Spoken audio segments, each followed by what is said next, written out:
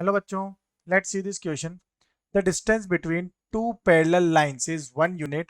A point A is chosen to lie between the lines at a distance d from one of them.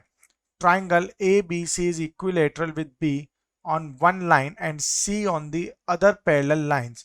The length of the side of the equilateral triangle is.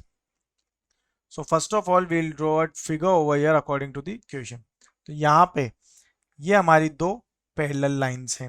Okay, यहाँ पे एक ए point in दोनों lines के बीच में, तो यहाँ इस ए से भी हम एक लाइन यूं ड्रॉ कर लेंगे।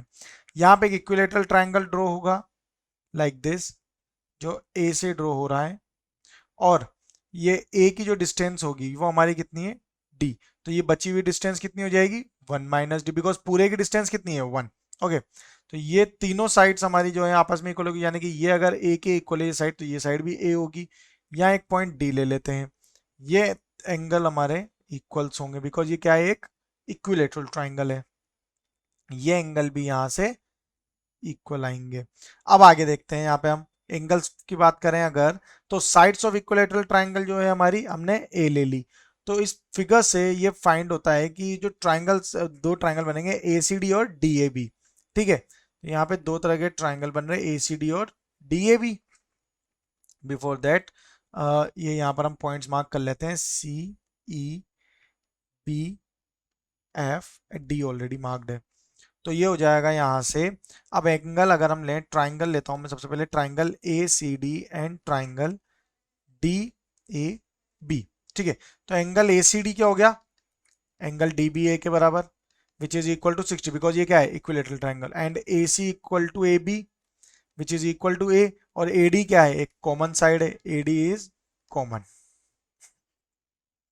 ओके, आगे ट्राइंगल ए सी डी हमारा क्या प्रूव होएगा, इससे similar to triangle D A B by SAS rule, means side angle and side rule से ये प्रूव होगा। तो angle CAD is equal to angle DAB, which implies angle FAB is equal to angle CAE।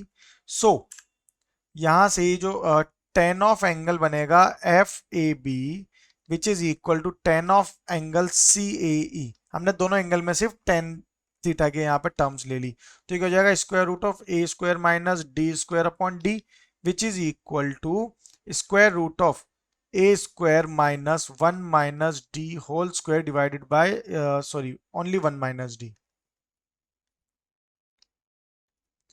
1 minus D. इसका simplification कर लेंगे, ये हो जाएगा D square A square minus 1 minus D का square is equal to 1 minus D का square into A square minus D square. So it become A square into 1 minus D whole square minus a square minus d square equal to 0. So a square is minus 2d plus 1 is equal to 0. Therefore d की value आ जाएगी यहाँ से 1/2 by putting this part is equal to 0. तो d equal to half आ गया, तो c equal to bf हो जाएगा। c equal to क्या हो जाएगा यहाँ से, bf। ये जो हमारा c पार्ट है ये पूरा, ये किसके इक्वल आ जाएगा, इस इन डिस्टेंस के इक्वल आ जाएगा। आगे देखें, तो यहां से a जो है हमारी वो कितनी आ जाएगी, 1, बिकॉज इस कंडीशन में BC क्या है, nothing but the shortest distance between the given parallel lines. तो d अगर हाफ है तो यहां से if will mark d is D square minus D plus 1 is equal to क्या होगा, 3/4। Therefore 2 square root of D square minus D plus 1/3 is equal to 1 हो जाएगा। ठीक है, ये कंडीशन आ जाएगी। तो यहाँ पर हमें क्या फाइंड करना था, the length of the side of equilateral triangle, तो वो किसके इक्वल आई, 2 times of square root D square minus D plus 1/3। That is option 2। Best of luck.